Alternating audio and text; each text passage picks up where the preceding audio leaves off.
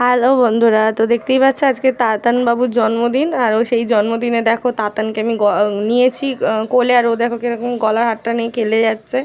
সে যে দুনিয়া দুদিকে যায়, কিন্তু ওর একদম লকেটটাই চাই।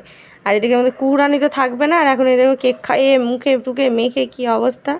আর এই যে ওর মা, দুজনের মা দুজন কোলে নিয়ে নিয়েছে। আর তারপরে কেক কাটা হলো, তারপরে একটু নিচে এলাম, তো একটু পকোড়া, একটু ফুচকা, আর ওদিকে তোমার একটু কোল্ড ড্রিঙ্কস ছিল। আর যেহেতু অনেকটা রাত্রির হয়ে গিয়েছিল, তাই জন্য তাড়াতাড়ি করে ওরা বললো খেয়ে নাও। তো আমরা খেতে চলে এলাম। তো ডাল ভাত আলু ভাজা ছিল, স্যালাড, এদিকে তোমার মাছ মাংস দুটোই করেছিল ওরা।